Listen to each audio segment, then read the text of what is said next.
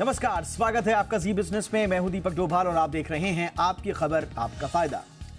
नए साल में हम सभी को हेल्थ को लेकर कुछ ना कुछ नए संकल्प लेने होते हैं, रेजोल्यूशंस लेने होते हैं, ताकि नया साल हमारे लिए एक परफेक्ट साल साबित हो। 2024 के लिए हमारा नया साल हेल्दी न्यू ईयर साबित हो, इसीलिए हम कुछ रेजोल्यूशंस आज लेकर आएंगे आपके लिए। खासकर मोटापा, डायबिटीज, ब्लड प्रेशर और हार्ट डिजीज जैसे साइलेंट किलर जो बीमारियां हैं, इनके प्रति खास तौर पर सजग रहना जरूरी है।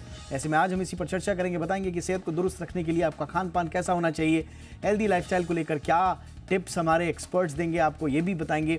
लेकिन सबसे पहले ये रिपोर्ट।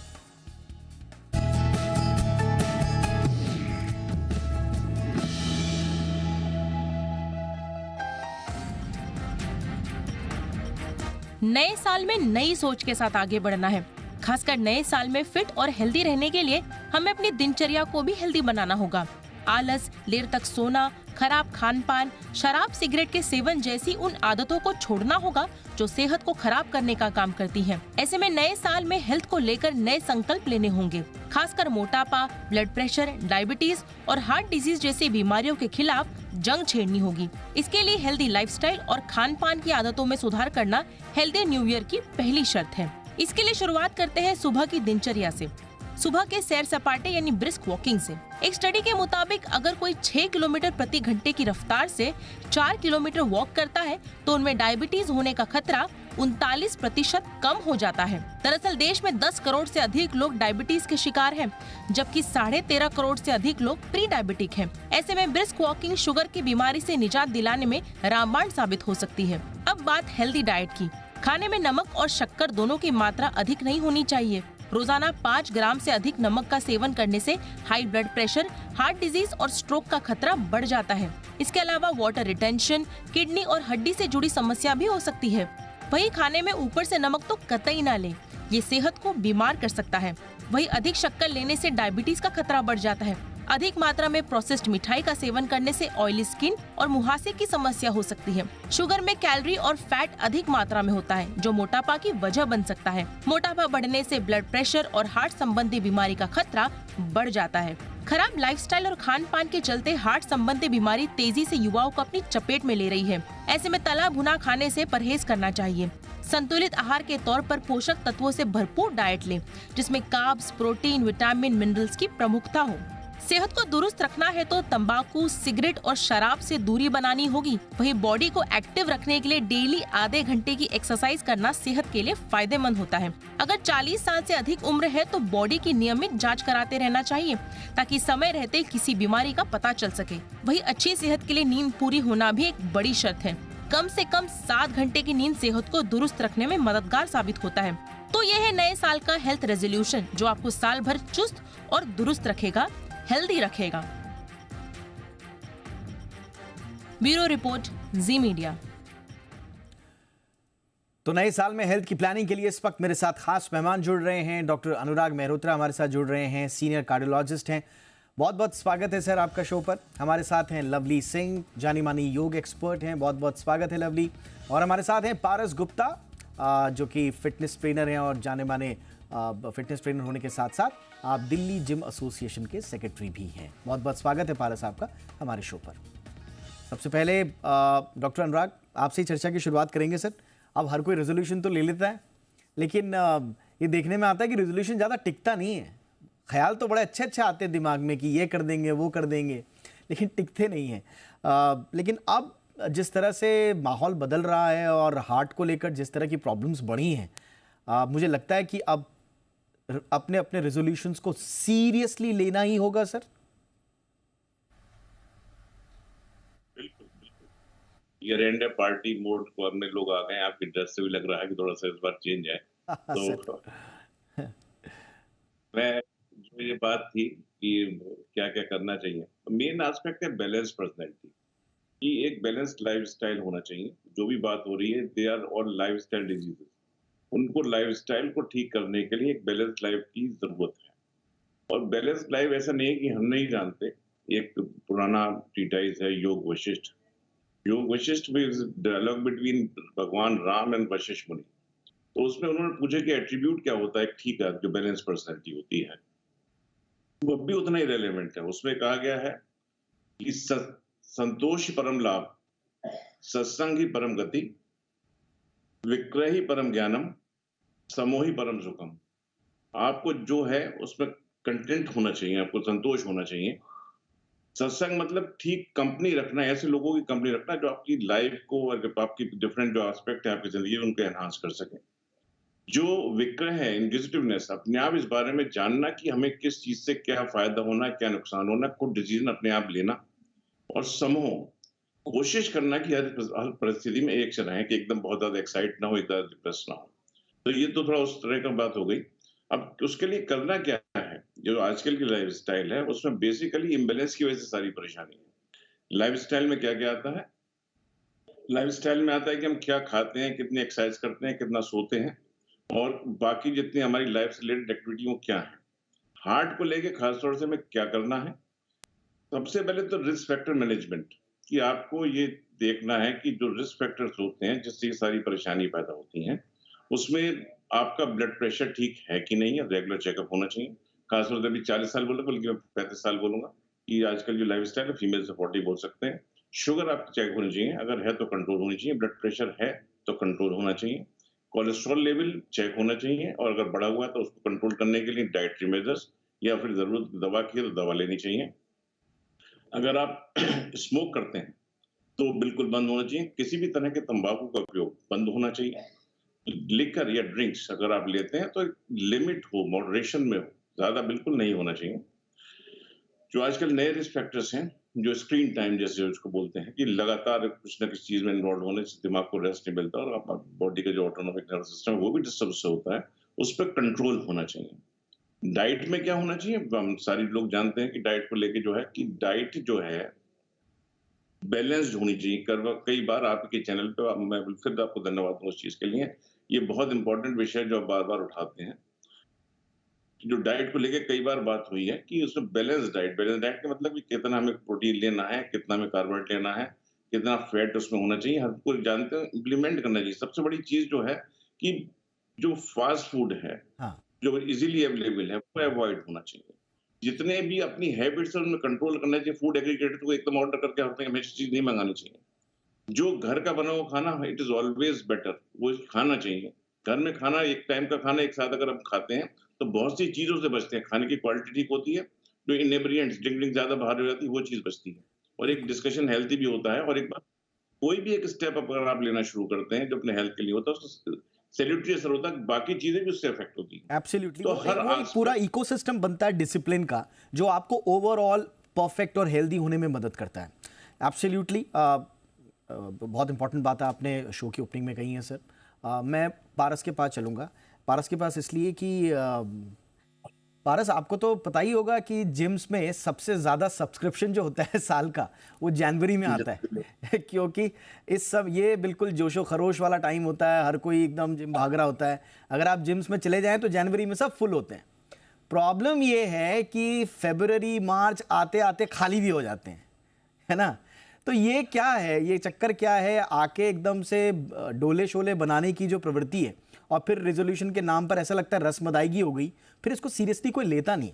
तो एक सही माइंडसेट क्या होना चाहिए जिम जाने के लिए, न्यू ईयर रेजोल्यूशन के लिए, पारस?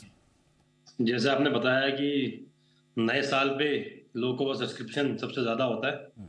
अगर 100 सब्सक्रिप्शन अगर फर्स्ट मंथ जनवरी में अगर हुए हैं मान लीजिए, तो जनवरी के जाते जाते एक हफ्ते बाद 50% कम हो जाता है, उसके एक हफ्ते बाद फिर 25%, आखिरी में सिर्फ 10% लोग रह जाते हैं जनवरी में, जो लोग सब्सक्रिप्शन लेते हैं रेजोल्यूशन के नाम पे। जो रेजोल्यूशन लोग लेते हैं कि हाँ यार अब तो नया साल आ गया, अब तो ना कुछ गलत खाएंगे, सबसे खास करके पीने वाले, कि ना यार अब तो नया साल आ गया, अब तो पियेंगे भी नहीं, हम सिगरेट भी छोड़ देंगे, दारू भी छोड़ देंगे, और सब्सक्रिप्शन ले लेते हैं। फिर हम फिटनेस पर ध्यान देंगे, अब डोले सोले बनाएंगे, जरा फिट होंगे सबको देख के। अब तो देखो, फिटनेस एक ऐसी चीज है, कंसिस्टेंसी बहुत बड़ी बात है इसके अंदर। अगर आप कर रहे हो, ये नहीं कि लोग सोचते हैं कि आप सब्सक्रिप्शन ले लिया हमने, 15 दिन 20 दिन के अंदर बॉडी बन जाएगी। अच्छा भैया मेरा 15 दिन है, मेरी शादी है, मेरी बॉडी बनवा दो। अच्छा भैया ऐसा है, एक महीने के अंदर मेरी बॉडी नहीं, ये बहुत कंसिस्टेंसी का गेम है। इस फिटनेस तो पहली बात तो आपको कंसिस्टेंसी मेंटेन रखनी पड़ेगी, आपको पूरे 12 महीने, पूरे 365 डेज। क्योंकि अगर आप फिट रहोगे जब भी सब कुछ रहेगा, हेल्थ वेल्थ सब कुछ है। अगर आप वेल्थ आपकी तभी बढ़िया रहेगी, आप जिम जाओगे, फिजिकल एक्टिविटी में इन्वॉल्व रहोगे। और इससे ना अगर आप फिटनेस से जुड़े हो तो आपके साथ आपकी जो गलत चीजें हैं वो भी आपसे दूर हट जाती हैं, और अच्छी चीजें आपके साथ, पॉजिटिव चीजों पे ज्यादा ध्यान जाते हो, डाइट पे कंट्रोल करते हो, अल्कोहल हो गई, अल्कोहल कंज्यूम नहीं करते हो, सिगरेट छोड़ देते हो, धीरे धीरे बहुत सारी चीजें हैं जो उसके साथ साथ छूटती चली जाती है, गंदी आदतें और अच्छी आदतें आपकी साथ जुड़ती चली जाती है फिटनेस के साथ साथ।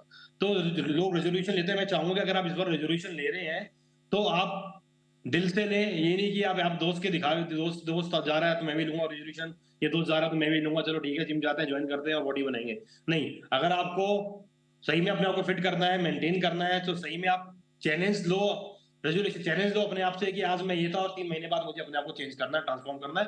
फिटनेस के अंदर ट्रांसफॉर्म करने में आपको टाइम लगेगा। आप ये ना सोचना कि 1 दिन का, 2 दिन का, 15 दिन का, 1 महीने का खेल है। इसमें टाइम लगता है, बॉडी को यूज टू होने में टाइम लगता है, 2-4 दिन दर्द भी होता है, मसल्स में फटीग भी होती है, मसल्स दर्द पेन भी करती हैं, तो धीरे धीरे आपको बॉडी की आदत डलती है हर चीज की। ये आपने बहुत सही बात बोली। और देखिए, बॉडी बिल्डर ना कहा जाता है कि एक रीडिफाइनिंग मोमेंट होता है आपकी लाइफ का, आपको पूरा रीडिफाइन करता है। अगर आप बॉडी बिल्डिंग में या फिटनेस में जा रहे हैं या नॉर्मल जिम भी आप नॉर्मल अपना हल्के फुल्के हेल्दी लाइफस्टाइल अपनाने के लिए कर रहे हैं, लेकिन वो जो ट्रांसफॉर्मेशन का ब्लूप्रिंट होता है ना, वो आपको बिल्कुल रियलिस्टिक चुनना है। ये नहीं कि 2-4 आपने ट्रांसफॉर्मेशनल वीडियो देख लिए और आपने शूट बिल्कुल चले गए, हिट कर दिया जिम, और साहब जैसे आप सही बोल रहे हैं कि 15 दिन में बन जाएगी, 20 दिन में बन जाएगी।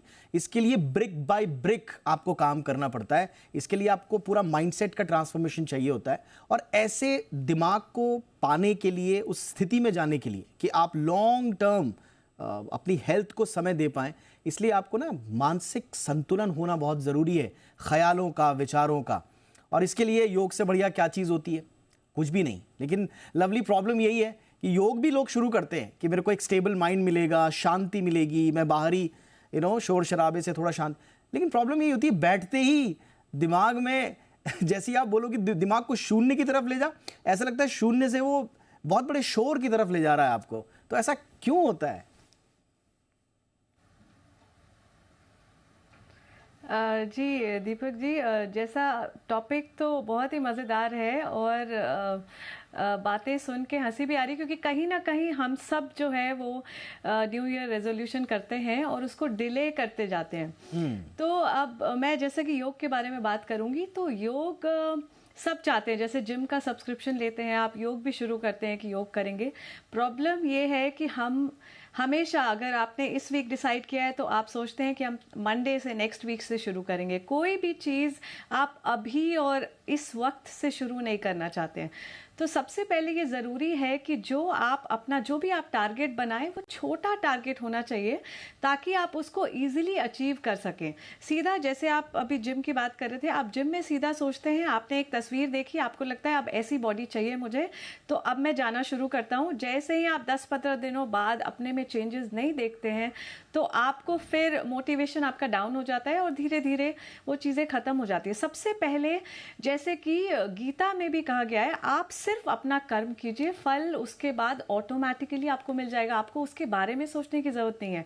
तो आप ये सोचिए, सबसे पहले योग को लेकर मैं ये कहूँगी कि अपने आप को फिजिकली एक्टिव बनाना शुरू कीजिए। प्रॉब्लम ये होती है कि हमारी लाइफस्टाइल ऐसी हो गई है कि हमें दिन भर बैठे रहना है, घर में आने के बाद भी आप बैठे हुए हैं और अपने फ़ोन में लगे हुए हैं, ज़्यादा मूवमेंट नहीं है, तो आपका जो लाइफस्टाइल है वो बहुत लेज़ी हो गया है। मेरे कहने का मतलब है कि आप फिजिकल बहुत कम यूज़ करते हैं, ज़्यादा मेंटल हो गया है। तो सबसे पहला स्टेप ये है कि आप 5 मिनट से शुरू कीजिए। आपको ज़रूरी नहीं है आधे घंटे करें, 1 घंटा करें, बिल्कुल करने की ज़रूरत नहीं है। सबसे पहले जो आपका फर्स्ट सिंपल स्टेप होना चाहिए कि आप 5 मिनट से शुरू करें। एक फिक्स टाइम बनाएं, एक फिक्स टाइम सुबह का, शाम का, दोपहर का, जिस भी वक्त का आपके लाइफस्टाइल में सेट होता है।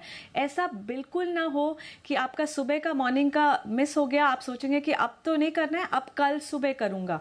ऐसा नहीं होना चाहिए। जब भी आपको टाइम मिले उस टाइम पे 5 मिनट आप अपने मैट पे ज़रूर आइए, चाहे आप कुछ मत कीजिए, दूसरे दिन फिर से मैट पे आइए। तो हमें वो बिल्डिंग ब्लॉक बनाना बहुत ज़रूरी है। 5 मिनट आने के बाद मैं बहुत बेसिक कुछ चीज़ें बताऊंगी जो कोई भी, किसी भी एज ग्रुप का सिंपल आप कर सकते हो। अनुलोम विलोम आप ज़रूर कीजिए, किसी भी एज ग्रुप के जो लोग हैं वो अनुलोम विलोम कर सकते हैं। उसके बाद सूर्य नमस्कार, आप कितनी आपकी बॉडी की स्ट्रेंथ के हिसाब से आप 5, 10, 15, 20 सूर्य नमस्कार ज़रूर कीजिए। तो थोड़ी सी ब्रीदिंग, थोड़ा सा सूर्य नमस्कार, थोड़ा सा बेसिक स्ट्रेचेस और मेडिटेशन, ये बहुत बहुत ज़रूरी है। आप किसी दिन सिर्फ स्ट्रेचेस कर सकते हैं, किसी दिन आप बहुत थक चुके हैं तो भी आप मैट पे आइए, आप सिर्फ शवासन कीजिए, सिर्फ रिलैक्स कीजिए, पर हर रोज़ ये करना ज़रूरी है।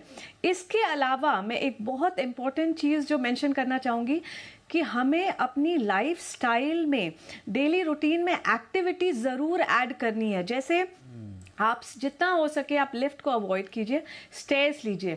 कहीं भी आप जाते हैं कोशिश कीजिए अगर ज़्यादा दूर नहीं जाना है तो वॉक करके जाइए, ज़रूरी नहीं है आपको कार निकालना है, आपको स्कूटी निकालनी है। इन चीज़ों को अवॉइड कीजिए। घर में कभी कोई घंटी बजी है, आप खुद उठ के घर में चेक करने जाइए। अपनी छोटी मोटी ज़रूरत की चीज़ें, पानी चाहिए, कुछ चाहिए, खुद कीजिए। बच्चों के साथ ज़रूर वक्त निकालिए, आपका कार्डियो वैसे ही हो जाएगा। बच्चों के साथ जब आप खेलेंगे, सिंपल सी बातें हैं, इतनी सिंपल, इतनी छोटी सी बातें हैं। बेल तक जाना है, दरवाजा खोलना है, लिफ्ट का इस्तेमाल नहीं करना है। कौन कह रहा है कि आप रॉकेट साइंस भारी भरकम कोई ऐसा रेजोल्यूशन ले लीजिए जो आपके बस की ना हो। आपको छोटे छोटे स्टेप लेने। एक छोटा सा ब्रेक ले लेता हूं मैं, इसी तरह की बातें आगे भी रहेंगी। कहते हैं ना कि मंजिलें क्या है, रास्ता क्या है, हौसला है तो फासला क्या है। फासले बड़े लंबे लंबे आपको लग सकते हैं अपने रेजोल्यूशन को पूरा करने के लिए, लेकिन रास्ता अगर सही चुन लिया आपने तो सब कुछ आसान हो जाएगा। तो नया साल सेहत में मालामाल कैसे होगा, इसी बात का आज हम कर रहे हैं डिस्कशन। आपके लिए रेजोल्यूशन प्लान करने के लिए हम कर रहे हैं हेल्प। लेकिन प्रॉब्लम यही है कि रेजोल्यूशन होते तो हैं, सब बनाते भी हैं, ऐसा कोई भी नहीं होता होगा जिसका रेजोल्यूशन नहीं है। बट दिक्कत ये है कि रेजोल्यूशन 31 के बाद मेरा ख्याल है कि पहला हफ्ता जनवरी का, बस इसके बाद दम तोड़ देता है।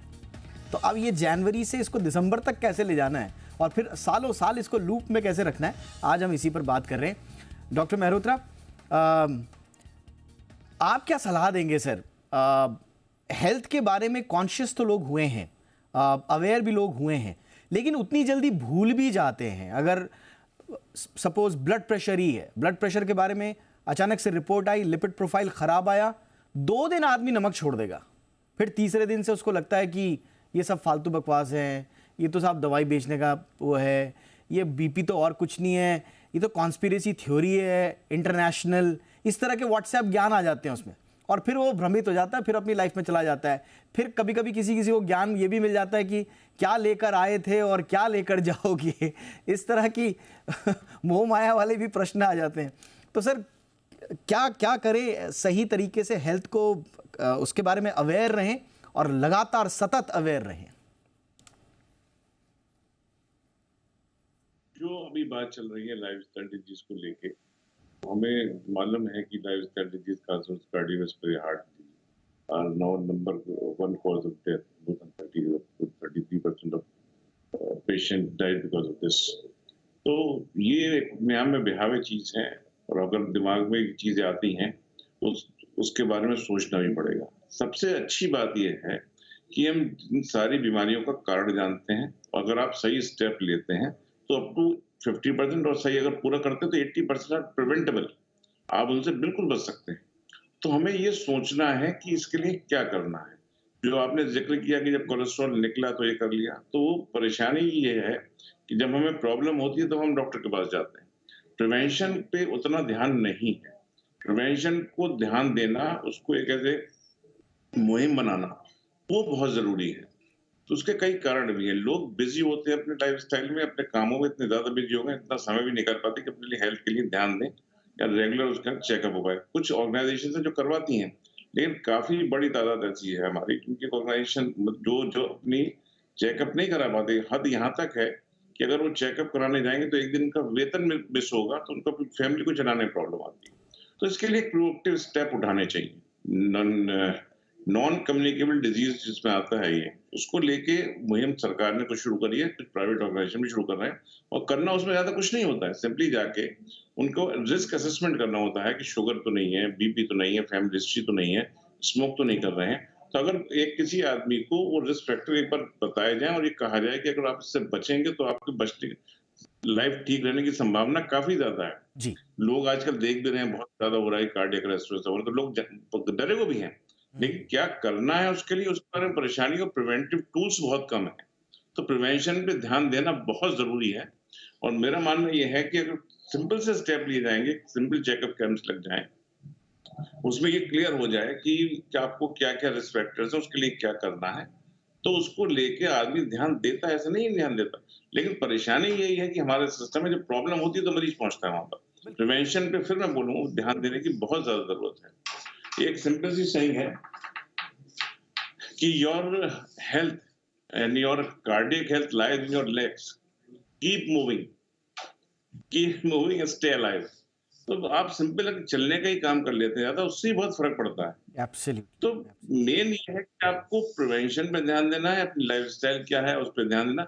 हर एक आदमी अपनी लाइफस्टाइल को अगर सोचे कि मैं दिन में क्या करता हूँ, सुबह से लेकर रात तक क्या क्या कर रहा हूँ, उसके लिए अपनी जो हेल्थ है उसके लिए मैं क्या कर पा देखिए, रहा हूँ। आपने बिल्कुल सही, इसी पे बहुत अगर अच्छी ध्यान बात बोली सर कि अब छोटी सी अवेयरनेस से आप क्या कर सकते हैं। और देखिए, हम हेल्थ और वेल्थ दोनों की बात कर रहे हैं। हमने पिछला शो किया था कि वेल्थ कैसे बनेगी, आज हम कह रहे हैं कि हेल्थ कैसे बनेगी। अगर आपकी हेल्थ सही रही तो आउट ऑफ पॉकेट एक्सपेंडिचर जो है आपका वो सही रहेगा, हेल्थ पे आपके खर्चे कम होंगे तो वेल्थ में इजाफा होगा। तो हर चीज से जुड़ी हुई है, छोटे छोटे स्टेप आपको लेने हैं। पारस, एक चीज हमने देखा है कि सही जानकारी नहीं होना कई बार अच्छे अच्छे जो जानकार बॉडी बिल्डर्स भी होते हैं उन पर भी भारी पड़ जाता है। हमने बहुत सारे ऐसे दुखद दुर्घटनाएं देखी कि जिम करते करते लोग निधन हो गया उनका, किसी का कार्डियक अरेस्ट से, किसी के गलत तरह के सप्लीमेंट्स लेने से। तो अच्छी बात है, जिम जाना है, नए रेजोल्यूशन में हेल्थ पर फोकस करना है, लेकिन जानकारी भी ठीक होनी चाहिए। पारस, आपने सही कहा। जैसे कि पहले तो आजकल जो भी मेंबर्स आते हैं जिम में, आजकल 50% लोग जो है ना यूट्यूब को देख के वर्कआउट करने लग गए हैं, जो कि सख्त एकदम गलत है। क्योंकि यूट्यूब पे वो जो यूट्यूबर्स है वो कुछ दिखा रहे हैं और उनको नहीं पता आपकी बॉडी के बारे में कि आपका लाइफस्टाइल क्या है, आप क्या क्या खान पीन है आपकी बॉडी में, आपकी क्या मेडिकल हिस्ट्री रही है या नहीं रही। और जो जो वो वर्कआउट बताते हैं वो अपने हिसाब से बताते हैं और लोग अपने हिसाब से करते हैं। क्योंकि एक ट्रेनर होता है जिम का, जो एक ट्रेनर है वो आपका डेली डॉक्टर है, ही सही, और डेली डॉक्टर। वो डेली डॉक्टर इसलिए है क्योंकि आपको डेली वर्कआउट कराएगा। अगर गलत ट्रेनर होगा तो आपको वो डेली गलत वर्कआउट कराएगा, और अच्छा ट्रेनर होगा तो डेली आपको अच्छा वर्कआउट कराएगा। तो ये जो डेली डॉक्टर, आपका ट्रेनर जो है अच्छा होना चाहिए। आपको जो ट्रेनर है अच्छा चूज करना चाहिए। Either you can take personal training, आप पर्सनल ट्रेनिंग पे जाइए। अगर पर्सनल ट्रेनिंग नहीं अफोर्ड कर सकते तो आप जनरल ट्रेनर हो जाइए। पर आप अच्छे जिम में जाइए जहाँ जो ट्रेनर्स है वो सर्टिफाइड है, एक्सपीरियंस ट्रेनर्स के पास जाइए जो आजकल सर्टिफिकेशन 1-2 साल करके सर्टिफिकेशन करके आ जाते हैं, जिनका एक्सपीरियंस बहुत कम होता है। उनके पास ना जाकर आप एक एक्सपीरियंस और सर्टिफाइड ट्रेनर्स के पास जाइए जो आपको डेली अच्छा वर्कआउट कराएंगे। क्योंकि अगर आप डेली अगर गलत एक्सरसाइज करोगे तो आपके इंजरीज के चांसेस बढ़ जाएंगे, आपकी बॉडी में इंजरीज होगी, मसल टियर हो सकती है, आपकी इंजरीज हो सकती है, बड़ी से बड़ी इंजरीज हो सकती है। इसलिए अच्छे जिमों में जाके आपने ये बहुत इंपॉर्टेंट बात बोल दी कि एक तो आपको वो एक्सपर्ट पकड़ना है जिसको आपकी मेडिकल हिस्ट्री पता हो, आपकी लाइफस्टाइल पता हो, और प्लस खुद वो जानकार हो, वो सर्टिफाइड ट्रेनर हो। तो ये बहुत छोटी छोटी चीजें हैं जो आपको आपकी एक्सरसाइज को हमेशा एंजॉय करने में मदद करेंगे, और आप किसी चीज को एंजॉय कर रहे हैं तो फिर छोड़ेंगे नहीं। क्विकली लवली जी आपके पास आना चाहूंगा। योग में भी आपने बहुत छोटी सी बात कही लेकिन बड़ी इंपॉर्टेंट बात कही कि कुछ ना कुछ करना शुरू कर दीजिए। तो 5 मिनट से ही शुरू करें 1 तारीख से, लेकिन शुरू करना जरूरी है।